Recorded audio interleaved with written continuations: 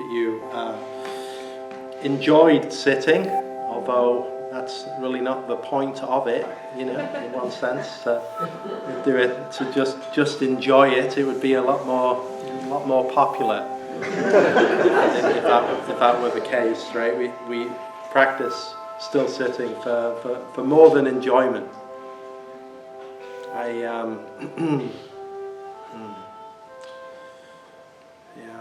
I'm feeling encouraged and impressed by the stillness and the silence in the room to sit.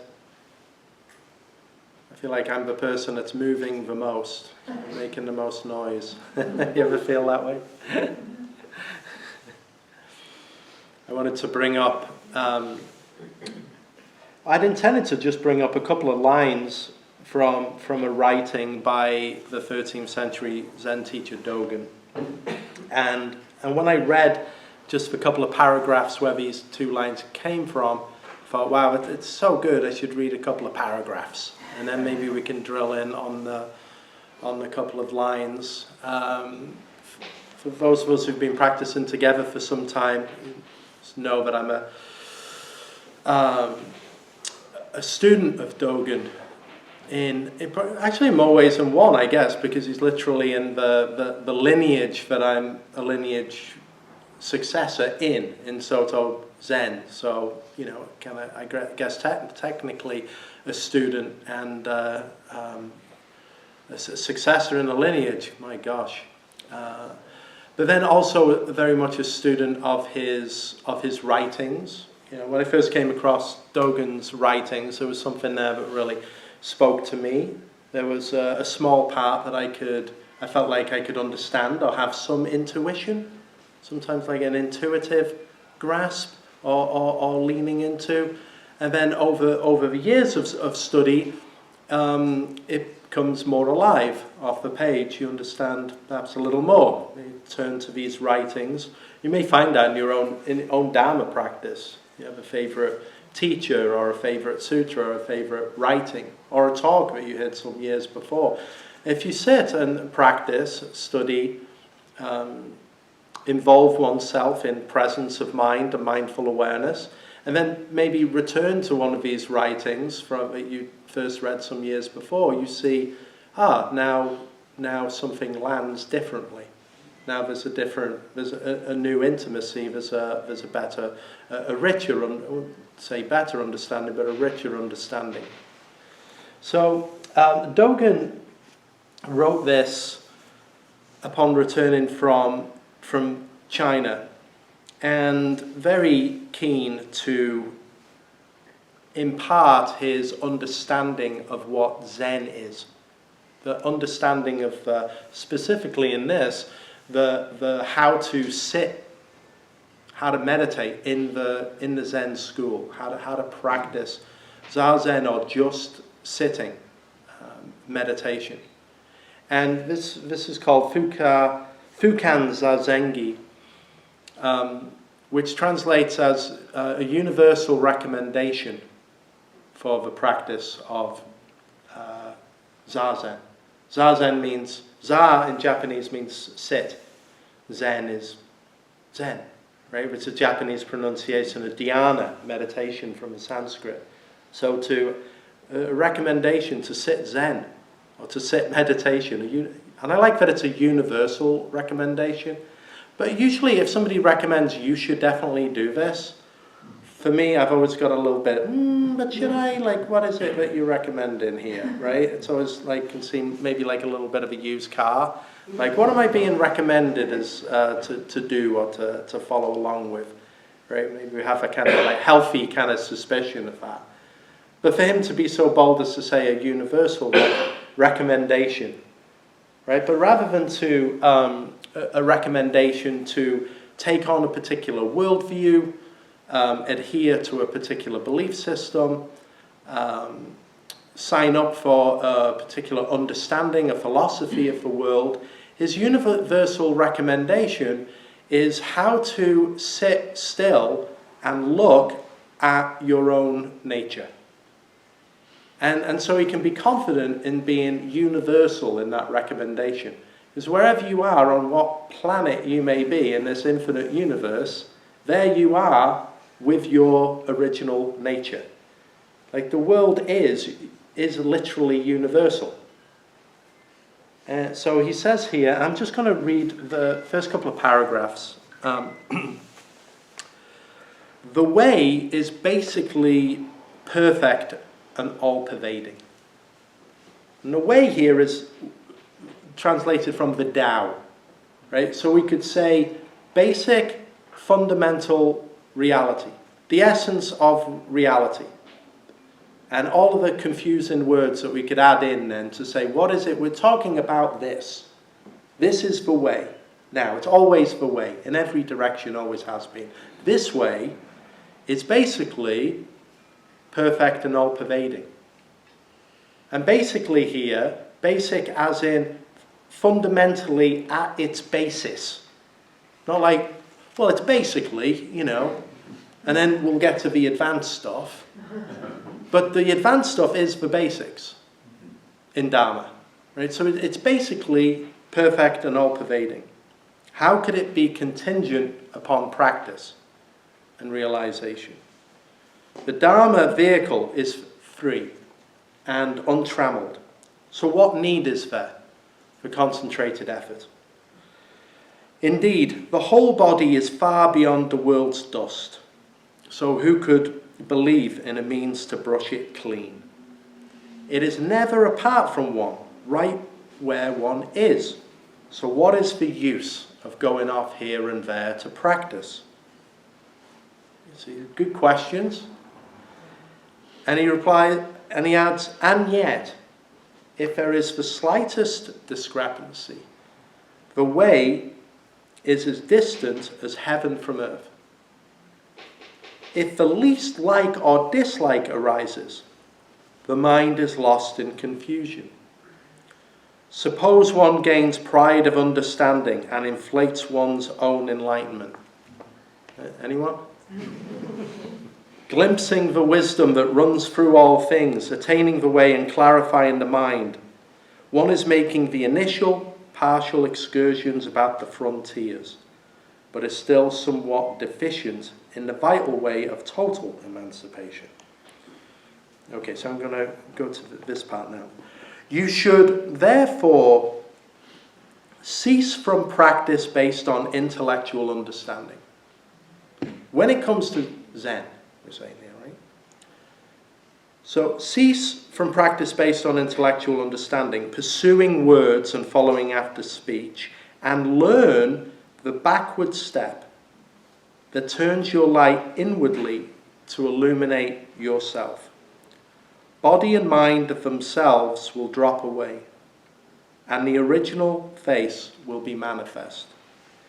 If you want to attain suchness, you should practice suchness without delay. So, I think everyone here is practicing suchness. Sometimes that translates as thusness, like a kind of this isness. That's when we meditate, when we sit, it is that's the practice. So things are such as they are. Things are as they are. It's the practice of suchness. Also in the Zen school called realization, or in Buddhism, practice ultimately of enlightenment.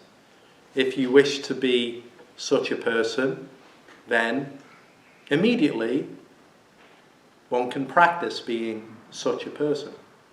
So if we wish to be more present, more alive and present in this present experience, the only place that there is, or ever has been, or ever will be, is this place now. And even if that's not true, it doesn't matter. Because try being somewhere else at another time. Right? To all intents and purposes, it's always this now, and has always been this now, without interruption. This is the play, and to be aligned with this now is the practice of suchness. Like meditation is, one could say it is reality alignment. Right? So, being human beings, the Buddha diagnosed that everyone is already enlightened. This is, and Dogen touches on this, like, why go anywhere to practice? You know, it's right where one is. Right? So we're assured of this in the teachings of Buddhism. So why make any effort? The Buddha said, because as human beings we have upside down views. Right? As human beings we have this curious way of experiencing the world in a subject-object relationship, in a dualistic way. And so we're prone to forming upside down views, prone to creating a world in our heads which doesn't quite match the world out that we are experiencing. As human beings, we are like just a sort of deeply prone to that, having this upside down view. So in terms of reality alignment, like meditation is practicing right side upness, right? It's like we might have some upside down views about a few things. I do. I have all kinds of views, ideas and opinions about all kinds of things and people and everything that's going on, right? I think we all do. But he says here in this text, it says if the world is this way, there's nothing to do, you hear this over and over in Dharma. And then he adds, however, if there's the slightest discrepancy, then heaven and earth are separated. And when we practice, the discrepancies are revealed. Right? Or we have a discrepancy. A discrepancy could be something as you hear a sound that's out there, which is not appreciated, right? And so we form a preference around the content that's being experienced. And often that discontent is unfolding as our thought train, that's spooling, the ticker tape of our thoughts, that doesn't, right? It's like the market's always open. It's just, there it goes with content. And we tend to have a preferential relationship even to our own script, to our own narration. How am I doing? How are they doing? How's it? Right? And always placing ourselves in relationship to that. But in the practice of suchness, there is a deep abandonment of preference. Sitting, meditation, is that the activity of just non-preferential as isness. Right? This is where like words are difficult, but just being very completely non-preferential. Right? In order to do that, we have to take what Dogen calls the backward step. So he says here, cease from practice based on intellectual understanding, pursuing words and following after speech. Now, this is in the realm of experiential sitting practice, experiential Zen. It does not mean when you have to pay your car registration, abandon all ideas of intellectual knowing, right? Because you're not going to get your sticker or be able to put it on. Right? It's like there is obviously a place for knowing and doing. We're so often just deeply involved. My to-do list, right? I like to put it on a little piece of paper. I make scrap paper and I put a to-do list. But then one's not enough. But it feels psychologically devastating to go to a regular pad. So I just get another small piece of paper, and then I hide that one under the first one. And then I have 3 or 4 of them, but it just looks like one. Right? That's like the to-do, that's me. But that's like the to-do list is pretty much endless. right? And sometimes that can feel burdensome and become a problem. There's a sense of never quite getting there, never quite getting on top of things, never quite getting to the promised land, right? It's always like a moving toward. And for human beings, again, we're prone to a forward-looking experience. What's next?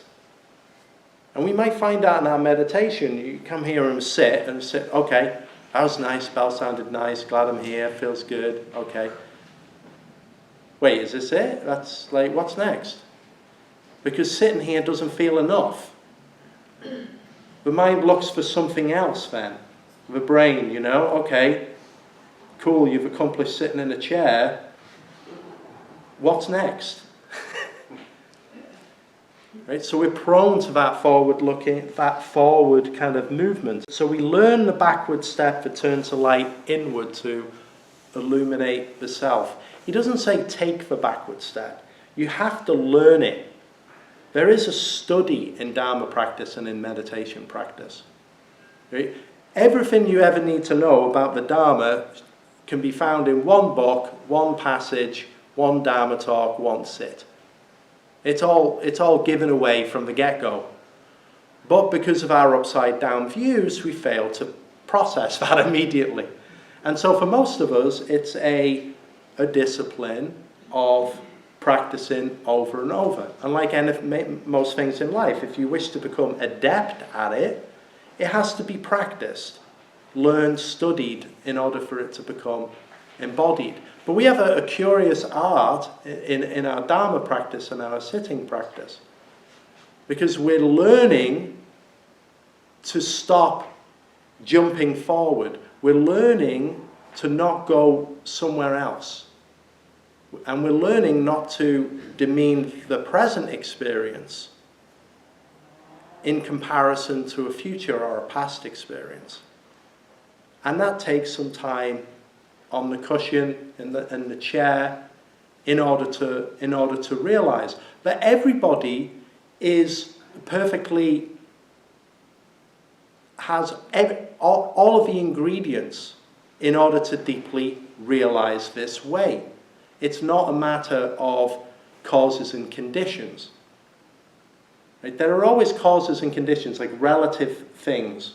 Right? And we can use those as, they can become barriers in the way that we navigate the world. They can't do certain things, causes and conditions. But when it comes to the art of awakening, suchness in stillness, it has nothing to do with causes and conditions. But rather it is the letting go of the involvement with causes and conditions. Causes and conditions are time-based. Me, I is time-based. Has past, present, future. Ultimately, the Dharma is not time-based. There is no past, present, future going towards or it is always just this. Now when we sit, usually that doesn't land right away, right? It just doesn't land right away. There is a practice, and everybody goes on pretty much the same track as a human being, but it's a unique journey toward coming home to the self, turning the light inward in order to deeply experience or rediscover your intrinsic and original nature, which is the intrinsic and original nature of everyone and everything else too. The true union. Right? But in order to rediscover, to reacquaint ourselves, the barrier to entry is going beyond the dualistic relationship of self and things. In order to immerse ourselves with what Dogen calls the way, the Tao, which in its essence is non-dual, is not split. We feel split. I feel split. Me, I. I'm in a world of people and things. Things to do tomorrow. Things to do next week. Right? Again, that is our human condition. And we know the fact of dukkha arises from that. living in an impermanent world, growing older, facing challenges, their dukkha arises constantly. And our practice in Buddhism, in meditation, right, is to really own that fact, not to try to escape, to run away from suffering or dukkha or dissatisfaction. Sure, there's 1,000, 10,000 ways in the world to try to avoid, displace, cover up. Right? But the great truth of the impermanence of life catches up with everyone in the end. You know, we front run it, and right, and come to it now and say, yeah, sit down and just face. This is why you say, like, original face up to things as they are. Really look and take, you know, it's called a backward step in some sense, you know, because talk about we're always looking forward, what's next, and we're used to that. And a forward step, you kind of know where you're going. You can choose where to place your feet. You can make some decisions. But when it comes to a backward step, it's dark. You don't know where to put your feet. How do you take a backward step in meditation? What does that even mean? To look at, right, to say, learn a backward step that turns the light inward. And when we step, you step backwards, there's some risk, there's vulnerability. You don't know where you're going or what it means. You might trip. Right?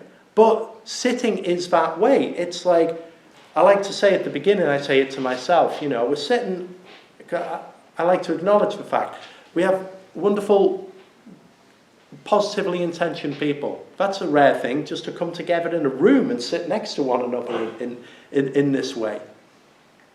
Right? So there is a trust there.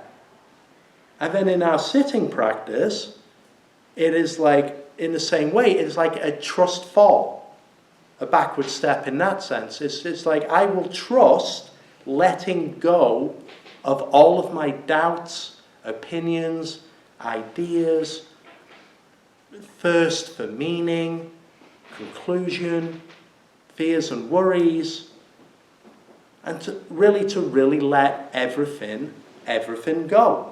To trust fall into this present experience. Turn the light inward. That turning the light inward is, awareness it's like light, can be described as light. This is awareness.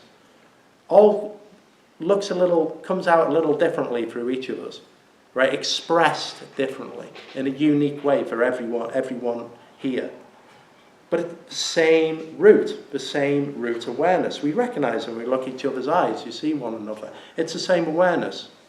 Awareness sees awareness. That is just an extraordinary mystery.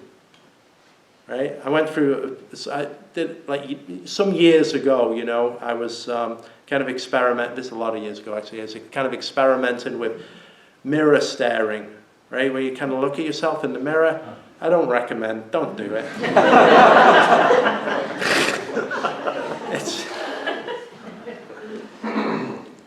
It gets strange very quickly.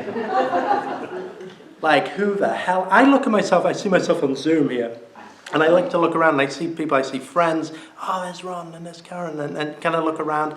And then, you know, there's the more enigmatic or mysterious people who don't have a video on, but I'm trying to see the name, you know. And then I see myself, and it strikes me as, who's that? Who's that guy? I don't know. And it's not for a lack of looking all of these years, right? And yet deeply, no idea who this one is. Isn't that wild?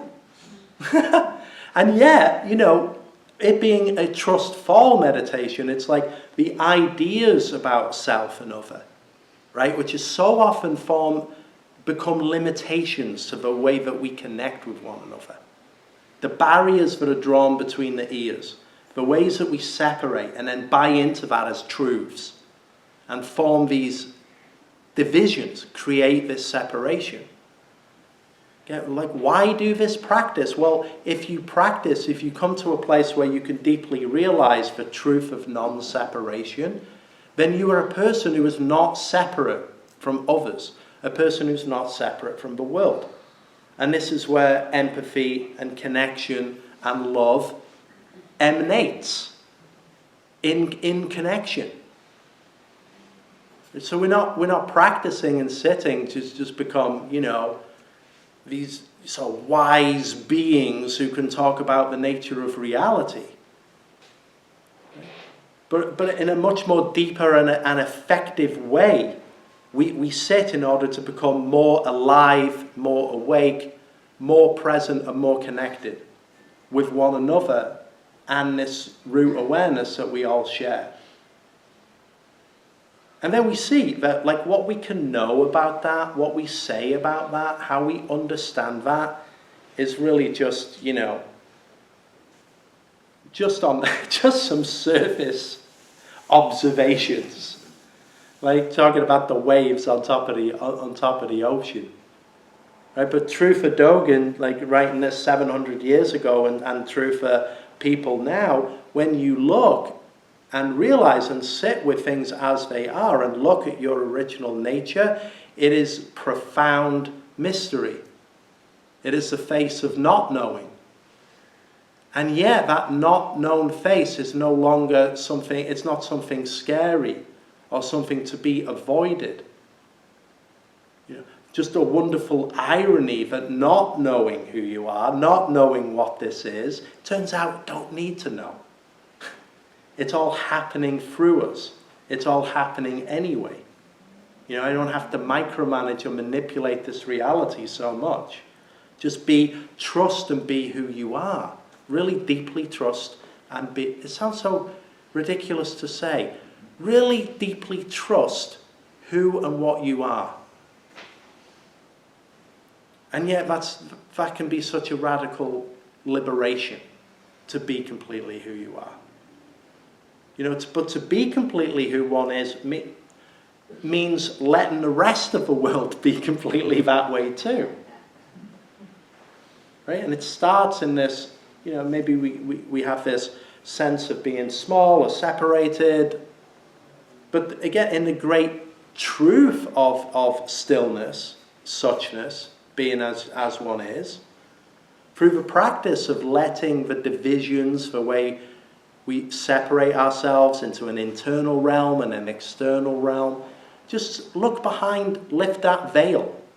Just see that that's, okay, turns out that's kind of just the software for navigating so I can get to my car and recognize which one it is.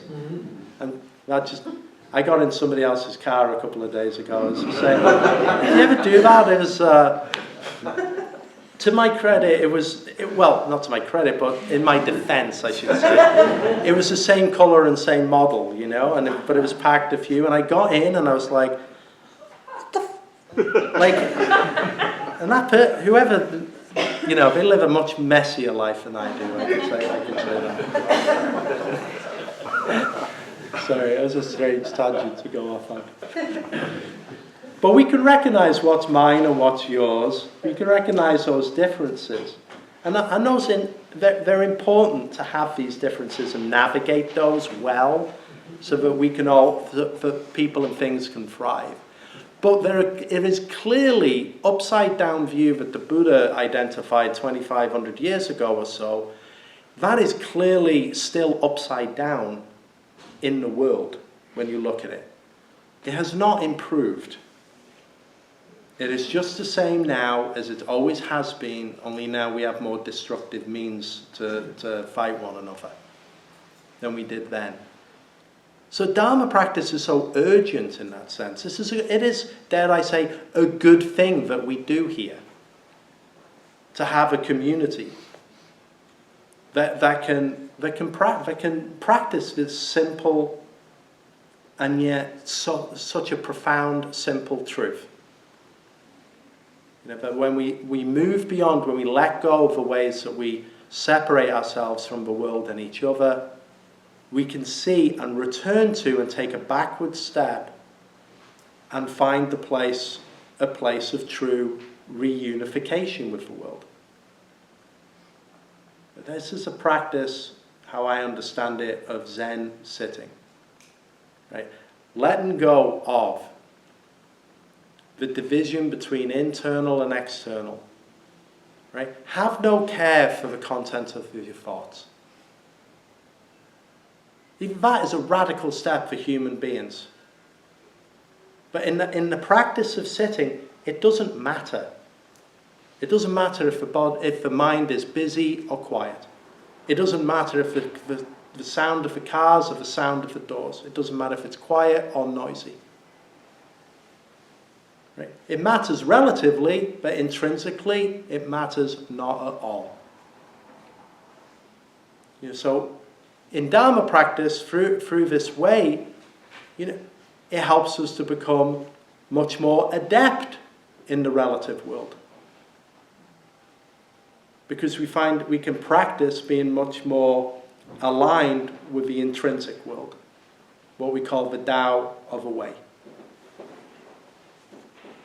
And so, I see how we can say this is a universal recommendation for all beings, for all people, for all the, whatever's out there.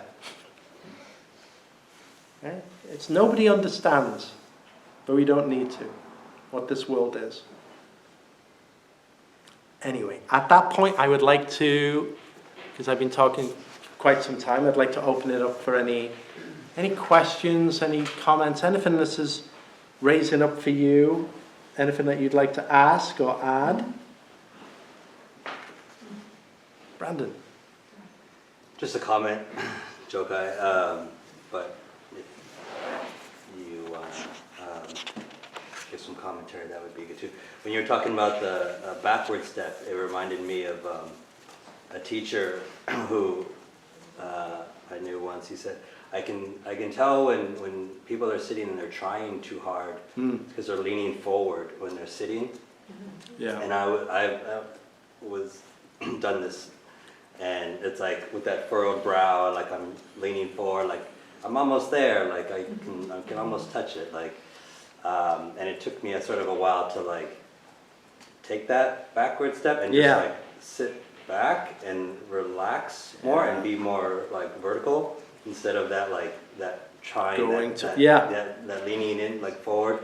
And it really is such like it's just so just feels so much like more balanced and better to obviously like be, but that reminded me of the backward step of like, and I don't know if it's related really, but it kind of just I think so. To me. I saw a photo of myself, from years and years ago at the Zen Center, maybe 15 years ago, and I'm, I'm sitting like I've got two forks in, like a fork in either thigh or something, like kind of like all tight and like kind of leaning and trying to, really trying to achieve something, break through something, and there's kind of a time we all have our kind of process with it, I heard a line like a lot of years into sitting, and it was somebody talking. It was a series of retreat talks that somebody was giving, and it wasn't even, I don't even remember the Dharma talk, but it just had a line where they're going to go sit, and the teacher said, how about this next sit, when you sit, you cease manipulating your experience. And when I heard that line, I understood Zazen, or just sitting, maybe a little bit for the first time. I'm just like, oh, you gotta be kidding me. It's not really just that, is it? Just, can you sit and cease manipulating reality? And it sounds absurdly simple, but when we sit, we see how much we manipulate our experience. And even if we learn how to not grossly manipulate our experience, like I'm going to not think about that who won Wimbledon. I don't know, by the way, so no. Right? Right? You can learn that in a relative way, but often there's just a deeper manipulation. There's some manipulation that's always going on. And a lot of that is just like running really deep and sort of below the surface.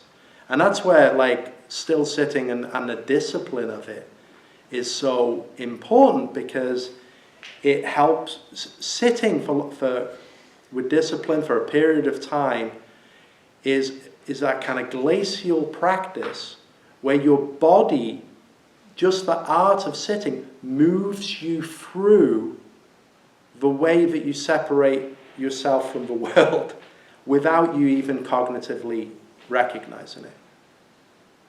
It's just through the practice of being still and present, naturally you become still and present. Simple and as beautiful as that. But as he says here, in there, it takes effort to realize. But thanks. Yeah, Ken. Well, just to kind of piggyback on what Brandon asked and what we'll kind of talk about, and yourself also, Zen is a little bit interesting, because if you read if you go a little bit further, those passages you read, Yeah. Dogen actually goes into how to sit, how to manipulate your legs, How to sit. Yeah. how to not, he kind of goes into a lot of detail, whereas in the first passage, he's like, all you need to do is practice, and you don't even need to practice, because it's, so it's kind of a dichotomy that's kind of tough. It's a little bit tough, at least for me, someone that doesn't know much, but, he could expound how, you shouldn't even, or, you don't even need to practice, but then he goes into minute detail about how to keep your back. Yeah, just recapping for Zoom, you're talking about kind of a apparent dichotomy where he'll talk about the part that I brought up, and then the next section is actually how to sit. And he's quite strict. Well, not by Zen standards, he's not particularly strict about that, but pretty strict about like how the body should be prepared and organized and how you should approach it. One thing to bear in mind is he's teaching monastics in a monastic setting too. So there's Zen priests or Zen adherents, Zen monks. They're practicing in a formal setup where uniformity was really important and non-individuation was really important. And some of that is cultural too. It's like, we're talking feudal Japan. It's wasn't big on individuating, right? Compared to like maybe how we are. So we have a different cultural approach in terms of maybe posture and the application of a certain amount of technique. We have to be more adaptable and flexible, because having kind of a guardrail and a approach is important. Because once you've found the posture for you that fits for your body and the way in it is for everyone, including being horizontal, including being, like many different ways to. But once you've found that posture, one should be strict with the application, the way that you set that up. That's what I'm trying to say. It's like bring yourself to the seat or chair in the way and organize the body in the way that you have found to be doable, supportable for you. But then once that's done and the bell struck, cease all involvement then. Right? So part of his setting things up, he says later in this, put out a comfortable mat. That's when I was saying like, well, he's not that bad for a Zen person, because he says comfortable mat, which that's a little bit, that could be considered a little soft. But put out a comfortable mat, make sure the room's not too light, not too dark, it's quiet, So he suggests these things because relatively create a skillful container as you can, but then as soon as you begin, it is what it is then. Don't micromanage, don't correct anything at all. So the kind of curious dichotomy is on a relative sense, create things as well as you can, but then as you move to the absolute sense, disturb nothing, or we'll find that you just end up micromanaging. Well, thank you. I hope this is encouraging to you. You know, if I guess my passion in that sense, or my goal is to try to help impart a way to really help learn how to sit well, right? Like how to refine this meditation, how to sit well, in order to realize these deep teachings which we're so fortunate to have. Hi, my name's Tim. It's the generosity of people like you that make these videos possible. If you had some benefit from the video and feel an urge to donate, you can make a donation here. If you're interested in seeing more because you're curious, you can click here and see more videos. And if you're interested in subscribing to Long Beach Meditation, you can click here. Thank you so much for your attention. Take care.